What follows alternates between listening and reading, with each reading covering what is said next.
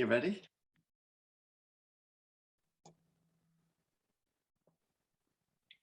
Hello, I'm Nige. I'm Anders. We're here for a cheeky extra, thank you very much. Nige, Yeah, where are we going? Well, we've just finished filming some Hop Shackle beers, which have mixed results. One very nice, one a bit disappointing. Yeah. But we just wanted one more to end the evening, as it were. So I've gone for a Dartmoor brewery legend, coming in at 4.4%. I tell you what, we only discovered Dartmoor, I think, last year, didn't we? Well, the depth that Dartmoor had to offer.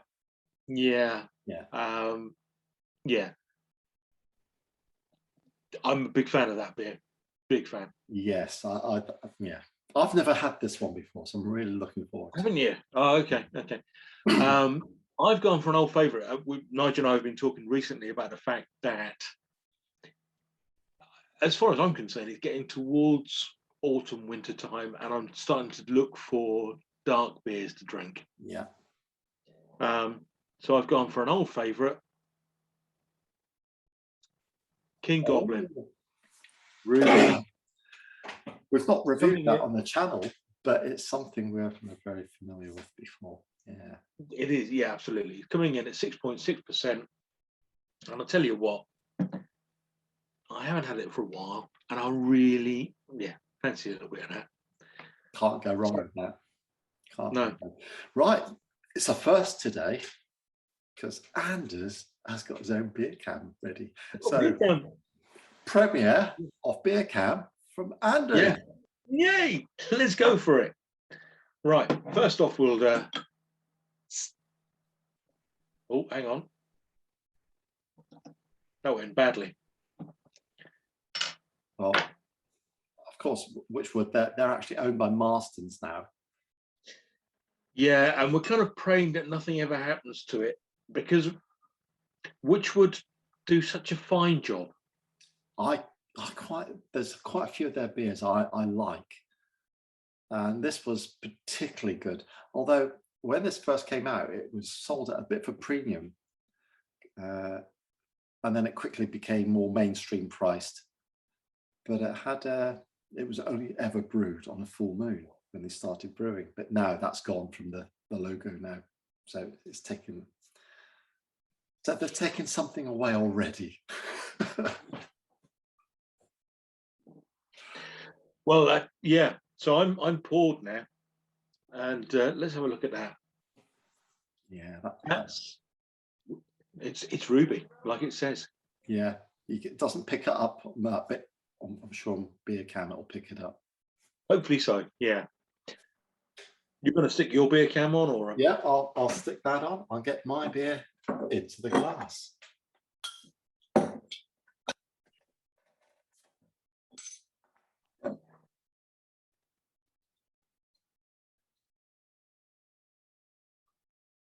That's nice. Hasn't got it frothing over the top like the last two beers we had from Hop Shackle. Yeah, that's nice. Both of those beers were quite effervescent. Well, you'll see it. Glorious. It's quite a light, best bitter sort of colour. Yeah. Because the Dartmoor Beer Company also do a beer called JLA, which is something we discovered for the first time last year. And what our first ever episode. Go back, have a look. Yeah, what a great beer! What a great it was. This is almost verging on a golden ale. It's not golden ale, is it? No, I'm sure it's not sold as that. Golden brown in colour.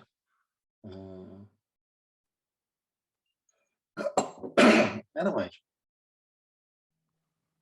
not much in the aroma, but anyway, I'm just going in.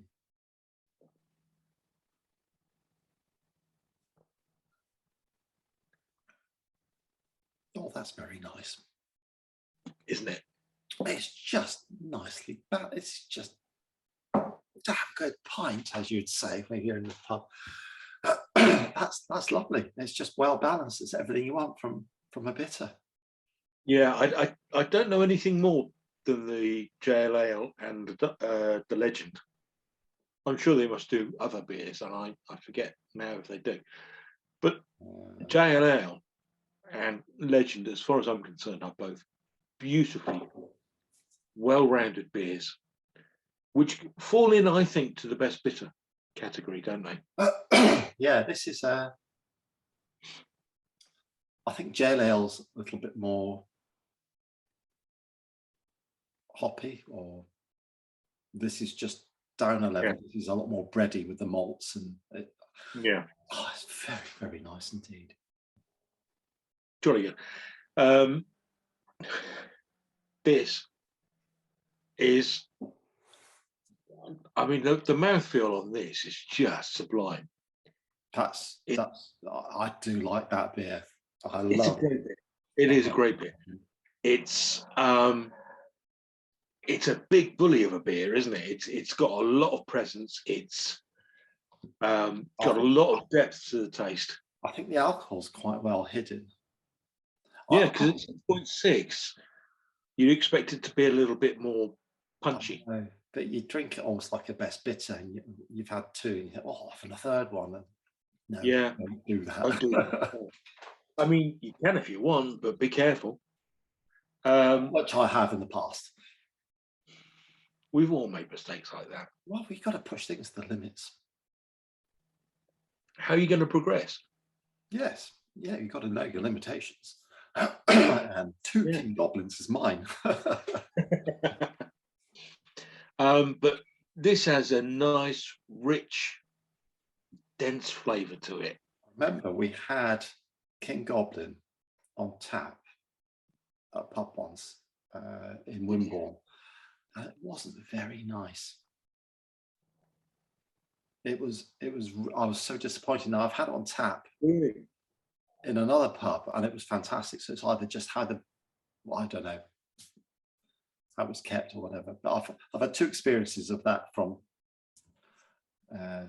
served in the pub. One was brilliant. One was really, really poor. It makes a big difference. How the pubs keep the beer, how they serve it. It does. Massive, massive difference.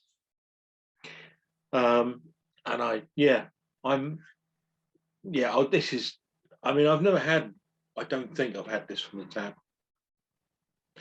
You have. You were with me at the time, you plonker. Where? It was towards the end of the night. We were very, very drunk at the time. We were with James as well. Oh, were we? Yeah. We're Man of the Wall. Man of the Wall, yes. Yeah. Yes, sorry, I do beg your pardon. Yeah, I got caught out thinking about my beer and not listening to you too much. Yeah. Well, sorry about that.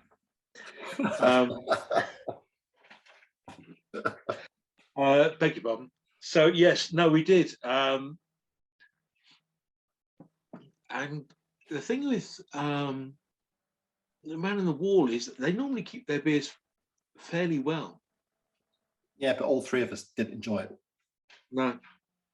It was just, I don't know, it was just too sweet and sickly. It was just not nice. I think it was the temperature thing. Do you know what? I think they keep their Brewdog Punk IPA so badly, it tastes quite nice. Marvellous. That's good.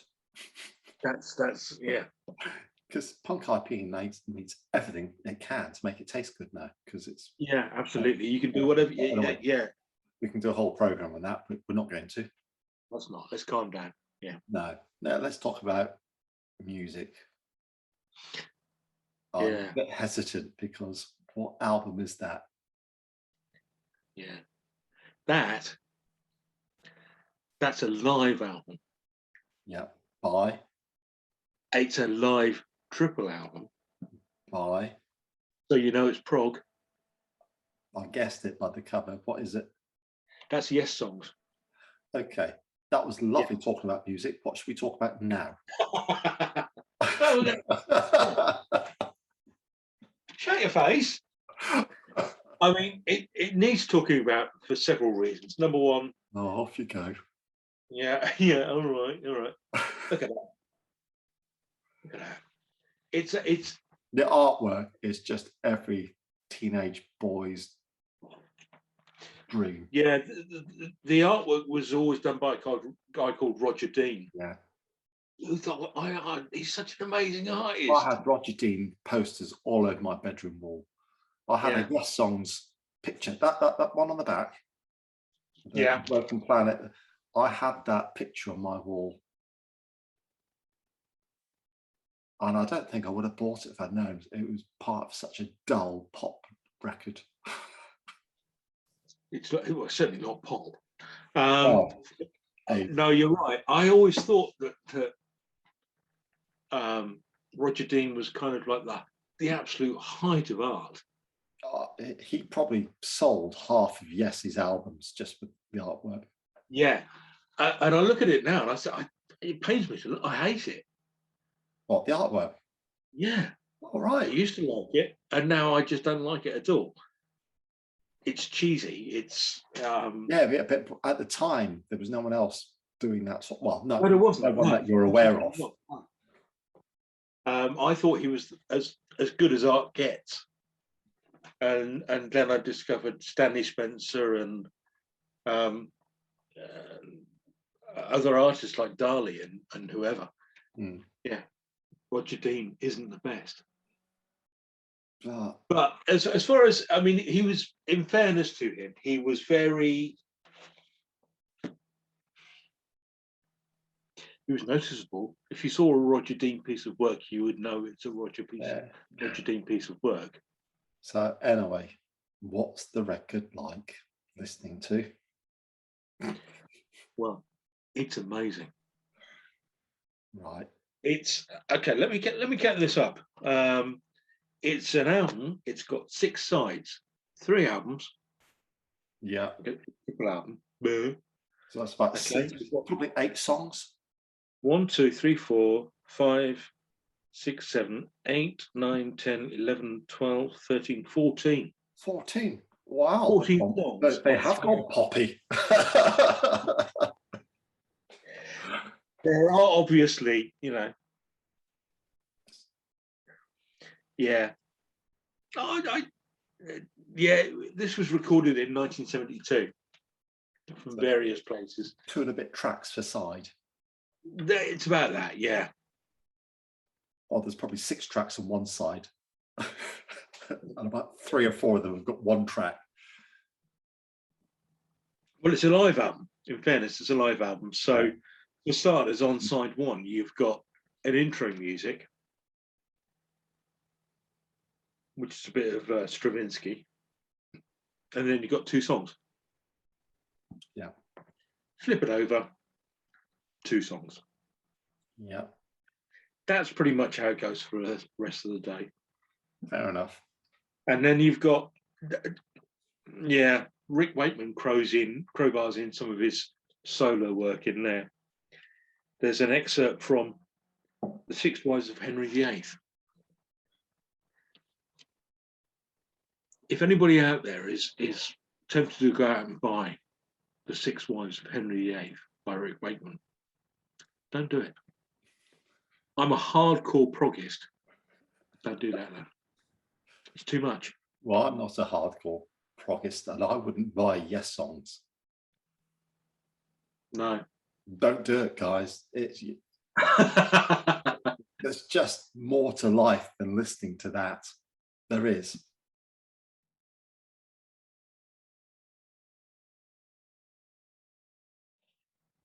So there are 2 different types of Yes. And yeah, both of them are great, but at a certain point you think, no, stop. And we now have a Yes album that has Steve Howe on it, but it's got no other original member of Yes in there. Yeah, it's just flogging that brand, isn't it? It is kind of, yeah. Let it go. Yeah. And let me, the way of selling it's like beer. They do the same thing with beer. They take a brand, they change the product, There's no Yeah. original members left in the product. It's just a completely different beer, and they sell it. Ringwood 49. IPA cup springs to mind. What, sorry? Punk IPA springs to mind. Oh, I was thinking Ringwood 49er. Yeah, well, virtually Which every beer by any big brewery is not what it's just. No. But no, can I just drop in the fact that if you listen to, I think it's Innuendo, which is the last album by Queen, Yeah. tricky guitar parts done by Steve Harris. Really? Yeah. Brian May not up to it then? Brian May not up to the, I think it was, there's a bit of Spanish guitar, which Brian May couldn't handle, so brought in. Oh, very impressive. Well, yeah, that's all I have to say on that matter. So we've taken a little break there and carried on with our drinking. I haven't the faintest idea whether we finished beforehand. You've been cooking some chutney, I believe. Yeah, yes, pumpkin and apple, because that's what we have in the garden. And it was a nightmare. The recipe said simmer for an hour and then add some sugar, and then another 40 minutes you're done. 4 hours just to get rid of it. I was just Honestly, the more I think about what we do, homebrew and chutney and stuff, this is like an episode of The Good Life. Yeah, very funny enough, we're just about to turn our front garden into a vegetable plot. It's got the full Good Life. All our neighbours will be so pleased. Anyway, here's going. Yeah. Wow, that was lovely. Yeah, honestly, the King Goblin is just an absolute boom. If you ever see this, it's worth a punt. It's good. I feel a bit worth a punt. I don't like the phrase when it comes to I don't either. If you ever see this, buy it. It's brilliant. Buy it. Yeah. Is that better? Buy that. The Jail Ale is equally excellent. I think I prefer the Jail Ale because that was but that's good. They're both excellent, as is the King Goblin. Honestly, I do. I'm gonna have to buy some of that. Solid beer. I haven't had that for a long time. I think I need a bottle of it. We've got to do it for a review on the channel. A proper. We'll have to. Yeah, we'll have to. Compare it with something else. Yeah. We'll have to think about that, eh? Yes. Yeah. Okay. Oh, yeah, indeed. So, anyway, until the next time, thank you for watching. Do I have to say it? I'm going to do it. Like, comment, subscribe. Until the next time. Yeah. Au revoir. See you next time. Bye. Bye.